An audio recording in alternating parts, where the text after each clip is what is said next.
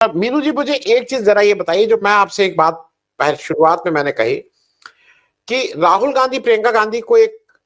मतलब वो ठीक है, वो उनके जो भी एडवांटेज हो, लेकिन वो ज्यादा कनेक्टेड हैं, वो ज्यादा पॉपुलर हैं, उनकी ज्यादा स्टार वैल्यू है, वो ज्यादा लोग उनको सुनने को आते रहते हैं।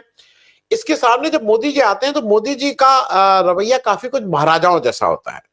तो क्या ये भी एक वजह है कि जिस वजह से बीजेपी को समझ में नहीं आ रहा है कि राहुल गांधी को पार्लियामेंट में वो कैसे हैंडल करें, और खास करके राहुल गांधी प्रियंका गांधी दोनों जब हो गए हैं तो इनके लिए और अनस्टॉपेबल टाइप है। मीनू जी। आनंद वर्धन जी, ये जो सारा विवाद खड़ा किया है ओम प्रकाश बिरला जी ने, जो अपने स्पीकर भी हैं, उसके साथ साथ एक उन्होंने वीडियो भी वायरल किया है, इंटेंशनली या ये कह दीजिए डायरेक्ट नहीं किया है, कहीं और से किया गया है। तो वो जो उसमें दिखा रहे हैं, उससे ये सीधा सीधा पता चलता है कि राहुल गांधी को वैसे तो संसद की कार्यवाही में दिखाया जाए या ना दिखाया जाए, आपको पता भी नहीं होगा राहुल गांधी कब आके बैठ गए और कब वहां से चले गए और ये क्या कर रहे हैं, कभी आपने देखा नहीं होगा स्क्रीन में। ये इस तरीके के जो छोटे छोटे चीजें दिखाई देती है कि राहुल गांधी वहां चले गए, उन्होंने ये कर दिया, वो किस फ्लाइंग किस कर रहे थे, वो ऐसे बैठे हुए थे हाथ फैला के, ये आपको दिखेंगे नहीं कभी राहुल गांधी स्क्रीन पे। लेकिन ये बाद में ये फुटेज रिलीज की जाती है, इससे ये बात पता चलती है और ये पक्की बात है कि राहुल गांधी को ट्रैक करने के लिए, राहुल गांधी का एक एक मूवमेंट ट्रैक करने के लिए एक डेडिकेटेड कैमरा लगाया हुआ है मेरे हिसाब से, जिसमें कि राहुल गांधी कैसे खड़े होते हैं, कब आते हैं, कब बैठते हैं, कब जमाई ली राहुल गांधी ने, कब दांत कुरेदा, कब कब सोने लगे, कब हाथ फैला लिया, कब उन्होंने कॉलर ठीक किया, कब करवट बदली, कब पैर बदला, कब हाथ उठाया, ये सारी चीजें उसके अंदर रिकॉर्ड होती हैं और फिर उसका लेंस लगा के शाम को उसका पूरा उसकी ऑटोप्सी की जाती है कि भाई कौन सी कहां पे चूक हुई, और उसको पकड़ के आपको शाम रात तक आप देखेंगे इस तरह की बातें शाम को आती हैं लाइट में।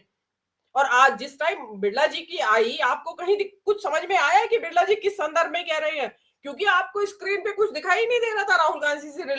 से रिलेटेड, आपको दिखता ही नहीं है राहुल गांधी कहां बैठे हैं एक्चुअली तो। लेकिन वो जो वो आपत्तिजनक जिसको बता रहे हैं, वो चीज तो देखिए, जो आपने अपने इंट्रोडक्शन में शुरू में ही कह दिया कि आज वो टाइम आ गया है जब पारिवारिक मूल्य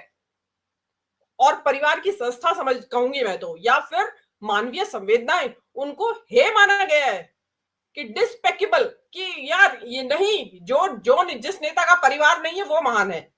ये नया ही चला है। आप ये देखेंगे अमेरिका में, देखा आपने, वहां राष्ट्रपति बने तो आपकी पहली जरूरत है ये परिवार होना साथ में, पत्नी का होना, परिवार तो चलो अगर है या नहीं है वो एक अलग चीज है, वहां इस चीज की वैल्यू रहती है। हमारे यहाँ क्या है कि जिसके परिवार नहीं है वो ज्यादा वैल्यूएबल है। तो जिसका परिवार है, कोई भाई बहन है, और जिसमें कि वो फुटेज दिखाया जा रहा है कि ये है ऑब्जेक्शनेबल, उसमें वो सिंपली प्योरली एक भाई बहन आपस में बात कर रहे हैं, और आपका क्योंकि जो आपका वो जासूस कैमरा है वो हर वक्त जो राहुल गांधी के पीछे लगा रहता है, आप देखेंगे कि प्रियंका गांधी राहुल गांधी से कम 4-5 पंक्ति पीछे बैठती है, तो वो कैमरा राहुल गांधी अपनी सीट से उठे होंगे और प्रियंका तक पहुंचे होंगे, उनको ट्रैक कर रहा है, वो बिल्कुल कॉर्नर में इतना छोटा सा है कि वो प्राइवेट ही कोई कैमरा है जो उनको ट्रैक कर रहा है।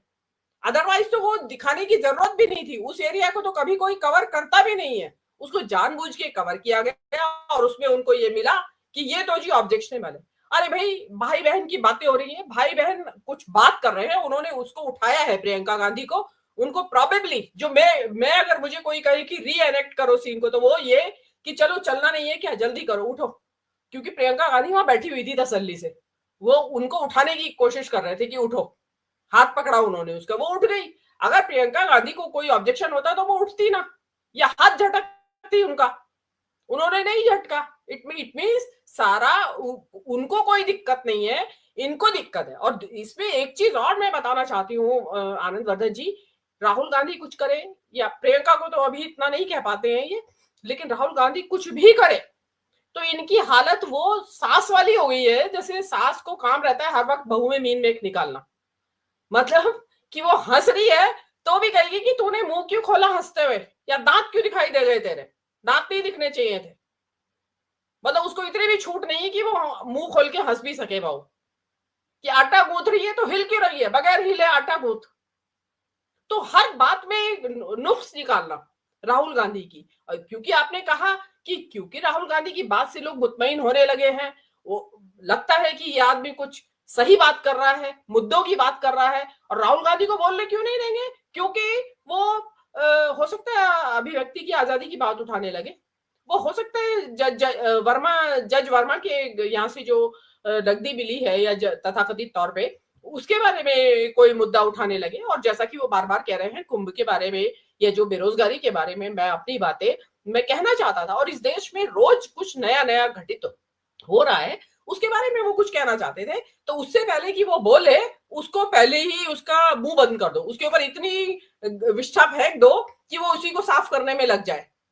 तो आपको खुद तो पारिवारिक मूल्यों की पहचान नहीं है ना, आप जानते हैं, और लेकिन राहुल गांधी के ऊपर आप तरह तरह के जो आपने अभी बताया, टी शर्ट पहनने पे, बैठने पे, उठने पे, हर चीज पे उनको ये है कि किसी भी तरीके से राहुल गांधी को के बोलने से उनको रोक दिया जाए। लेकिन ये चीजें जो है ना, ये लंबा चलने वाली है नहीं। आप अपनी तरफ देखिए, आप अगर ये उनको मैनर्स की बात सिखा रहे हैं ना, तो आप मोदी जी जो शूर्पणखा कह रहे थे एक महिला सांसद को, उन्होंने कहा कि एक रामायण के पात्र की याद आ गई हंसी से, और वो राहुल गांधी की एक बार मजाक बना रहे थे ऐसे ऐसे करके। वो एक प्रधानमंत्री के लिए उचित था उनका वो जेस्चर, एक प्रधानमंत्री के तौर पे?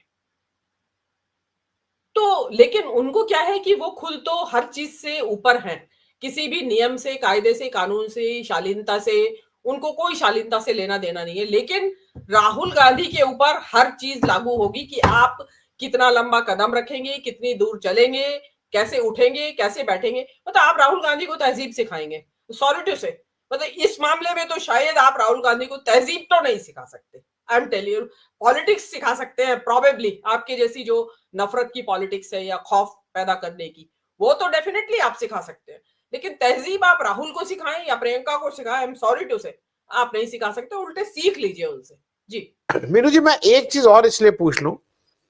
कि सुमोटो बहुत सी चीजें कल सुप्रीम कोर्ट ने कही, और मैं उस पर इसलिए इसलिए बोल रहा हूं, संसद में बात क्यों नहीं उठ रही है। और मुझे तो न्यायपालिका से भी अजीब सी चीज होती है, न्यायपालिका बोलती खूब है, ऐसा नहीं होना चाहिए, वैसा होना चाहिए, मैं तो बहुत ही दुखी हूं मैं, लेकिन करते कुछ नहीं है। आज इंजीनियर रशीद की अपीयरेंस के लिए उन्होंने एक अर्जी डाली थी सुप्रीम कोर्ट में कि साहब 4-5 दिन बचे हैं, मुझे भी जरा वहां पाठ कुलसे पाटिल साहब अगर आ जाए तो बता दीजिएगा, मैं फिर कभी रोक के, क्योंकि वो शायद फिर से फ्रीज हो गए। मीनू जी, तो उन्होंने फिर अर्जी डाली थी और सुप्रीम कोर्ट में उन्होंने कहा कि भाई मुझे भी बोल लेने दिया जाए, 6-7 दिन बचे हैं संसद में। तो जो इधर से सरकारी उन्होंने कहा कि नहीं नहीं ये बोलने से दिक्कत है, तो उन्होंने कहा, जज साहब ने कहा कि भाई एनआईए क्या बोल रही, 6-7 दिन में क्या हो जाएगा, इतने दिन से हैं, और मैं बिल्कुल नहीं हूं, और वहां के जो लोग हैं बालामुर्रा के, जहां को ये रिप्रेजेंट कर रहे हैं, उनका रिप्रेजेंटेशन का क्या होगा। और उन्होंने खूब डांट सुनाई और खूब बताया कि नहीं नहीं डेमोक्रेसी, लेकिन ऑर्डर रिजर्व कर लिया, ऑर्डर नहीं दिया। ये बात मैं आपसे इसलिए पूछ रहा हूं कि सब कुछ करने के बाद ऑर्डर नहीं देते हैं। तो कल मैं इस रेफरेंस में, ये आप अगर ऑर्डर ही नहीं देंगे जो आपका काम है, तो ये कैसे चलेगा। स्पीकर साहब अपना कुछ भी करते जा रहे हैं, उधर एक राज्यसभा में एक सज्जन बैठे हुए हैं, वो कुछ और बैटिंग करने में लगे हुए हैं। तो ये तो लोग तंग आके, कहीं आपको नहीं लग रहा है कि लोग कहेंगे कि इससे, मुझे जो एक बार डर लग रहा है कि इतना तंग ना कर दें कि लोग जाना ही छोड़ दें। मीनू जैन साहब जी, देखिए आपने कहा कि सुप्रीम कोर्ट के बारे में, तो ये पहला केस नहीं है जिसके आप जिक्र कर रहे हैं, इससे पहले कितने ही केस आए हैं जिसमें की टिप्पणियां तो बड़ी सख्त होती है। जिरह के दौरान न्यायमूर्ति साहब बड़ी सख्त टिप्पणियां करते हैं, और हम जैसे लोगों को, जो आम जनता है, उनको ये हो जाता है, ये एक उम्मीद बन जाती है कि शायद अब न्याय के पक्ष में फैसला होगा, कि न्याय करेंगे। लेकिन फैसला क्या आता है, आधा अधूरा फैसला। अब आप देखिए ना महाराष्ट्र की गवर्नमेंट के बारे में, सरकार है तो गलत बनी हुई, लेकिन उसको रिजाइन करने के लिए नहीं कहेंगे। आपने इलेक्टोरल बॉन्ड है तो गलत, लेकिन उसको वापस नहीं करवाएंगे पैसे को, जिन जिन जो भी पॉलिटिकल पार्टीज के पास आया है। तो एक ये तो दो आपको हमने मेजर उदाहरण कोट कर दिए हैं, लेकिन इसके अलावा भी सुप्रीम कोर्ट का टिप्पणी, जिसको कहते हैं ना, बस टिप्पणियां करवा लो सुप्रीम कोर्ट से, लेकिन जब फैसले देने की बारी आती है तो उसी वही आधे अधूरे फैसले उसमें आते हैं। और जनता जो है, अगेन वही जो अभी बात कर रहे थे कि भाई डेमोक्रेसी जो है वो संवैधानिक, बस इलेक्टोरल रह गई है, संवैधानिक नहीं है। इलेक्टोरल मतलब चुनाव तो हो जाते हैं, लेकिन उसके बाद जब समानता, स्वतंत्रता और सारे मौलिक अधिकारों की बात आती है, संघवाद की बात आती है, कोऑपरेटिव संघवाद की बात आती है, राज्यों को अधिकार देने की बात आती है, वहां सब भूल जाते हैं ये। तो पूरी तरीके से वहां तानाशाही चल रही है। तो इलेक्टोरल डेमोक्रेसी है और संवैधानिक लोकतंत्र इस देश से गायब होता जा रहा है और खतरा है उसका। और जो जैसा कि आपने कहा कि इस तरीके से अगर परेशान किया जाएगा, अब याद होगा आपको आनंद वर्धन जी, उस चीज का जिक्र नहीं आता, याद है आपको इन्होंने एक बार ये इतना कोहराम मचाया था कि राहुल गांधी ने धक्का देके गिरा दिया एक सांसद को। ओहो, पुलिस आ गई, थाने में एफआईआर वगैरह पता नहीं क्या क्या करवा दिया, और वो सांसद भला चंगा घूम रहा 2 दिन बाद। तो वो कहाँ गया? वो जो 50,000 एक सांसद की कुर्सी के नीचे धनखड़ साहब बता रहे थे हैं, उनका क्या हुआ? क्या पता चला किसका है वो पैसा? महज हर 10वें 15वें दिन में एक सनसनी क्रिएट कर देना, एक सनसनी हवा में क्रिएट कर देना, ताकि जनता का ध्यान मुख्य मुद्दे से भटक जाए। और ये अब जो ये नया लाए हैं, ये उसी तरीके का मुद्दा है। विच हंटिंग तो पहले से ही चल रही है। खतरा नजर आ रहा है, जैसा आपने कहा कि सामने दिखाई देते हैं, इंप्रेस करते हैं लोगों को, उनकी नजर जाती है लोगों की उनके ऊपर। तो अब उनकी, क्योंकि ये लोग बड़े कुटिल मानसिकता वाले लोग हैं, तो इनके पास तरीके हैं, 100 तरीके निकाल लेते हैं। लेकिन इन चीजों से आप जो है जबान नहीं बंद करा सकते। और देखिए, कायदे में तो अब सुप्रीम कोर्ट है जो, उन्हीं को इस चीजों का लेना चाहिए संज्ञान ना।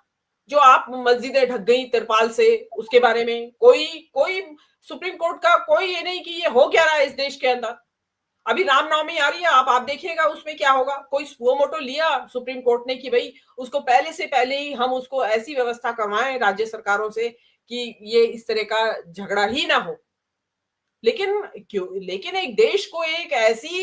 ऐसा उसमें बांध दिया गया है कि हर वक्त सांप्रदायिक तनाव का माहौल बना रहे इस देश के अंदर। इसी का नतीजा है, लोग छोड़ के जा रहे हैं, इस देश की नागरिकता छोड़ के जा रहे हैं। अभी सुबह एक शो में डिस्कशन हो रहा था इसी पे कि लोग तैयार हैं जाने के लिए, जो वेल ऑफ, जो 300 करोड़ रुपए के करीब जिनकी हैसियत है, वो लोग सब 20 करोड़ वाले भी जाने के लिए तैयार हैं यहाँ से, कि मौका मिले तो पहली मौके पे ही वो यहाँ से चले जाए इस देश को छोड़ के। क्योंकि यहाँ जिस तरीके का हर वक्त माहौल बना रहता है और सुप्रीम कोर्ट की चुप्पी रहती है। तो वो अब आप देखिए ना कि ये जो जज वाला केस हुआ है, अब इसमें कितनी सच्चाई है या नहीं है, ये तो जज साहब जानते होंगे या सरकार जानती होगी। लेकिन आप ये देखिए कि घटना या वारदात होने के 1 हफ्ते बाद पता चलता है कि क्या हो रहा है। अब वो भी शक पैदा करता है कि 1 हफ्ते बाद क्यों पता चला, क्या चल रहा था उसके पीछे। तो सुप्रीम कोर्ट को कायदे में जब इस हद तक विश्वसनीयता दांव पर लग गई है सुप्रीम कोर्ट की या न्यायालयों की, तो सुप्रीम कोर्ट को डेफिनेटली सामने आके बोलना चाहिए था, खुलेआम बोला जाना चाहिए था, जनता को अवगत कराया जाना चाहिए था वास्तविकता से। लेकिन कभी कुछ उसमें कोई कुछ इधर से टांग खींच रहा है, कोई नया वर्जन दे रहा है, कोई कुछ बता रहा है, नेता कुछ और बोल रहे हैं, मंत्री कुछ और बोल रहे हैं। तो लेकिन जनता कंफ्यूज्ड है। अब सुप्रीम कोर्ट का तो अब उम्मीद एक यही हुआ करती थी, पहले जमाने से भी थी कि भाई सुप्रीम कोर्ट से तो न्याय मिलेगा ही मिलेगा। अब लगता है कि अगर आपकी किस्मत होगी तो न्याय मिल जाएगा, किस्मत नहीं हुई तो न्याय नहीं मिलेगा आपको। और आज तो जिसकी किस्मत है आप जानते ही हैं, जिन लोगों की किस्मत है। और जिस तरीके से सुप्रीम कोर्ट के जो जजेस, हाई कोर्ट के जजेस का कितनों का मामला सामने आया है, खुलेआम कोई जज संघ की शाखाओं में जाते हैं, कोई विश्व हिंदू परिषद के कार्यक्रमों में जा रहे हैं, वहां हेट स्पीच दे रहे हैं, कोई कह रहे हैं कि ये मोरनी जो है मोर के आंसुओं से गर्भवती होती है। मतलब इस तरीके की बातें जहां जजेस कर रहे हैं, हाईकोर्ट के जजेस, तो वहां पे आप क्या उम्मीद कर सकते हैं कि वो पूरे फैसले देंगे? बस खाली टिप्पणियां कर देते हैं ताकि हमारे ऊपर बाद में कभी इतिहास में खोल के पढ़ा जाए पन्नों को, तो आए कि हाँ टिप्पणी तो की थी जज साहब ने, लेकिन निर्णय नहीं दिया, निर्णय कुछ और आया।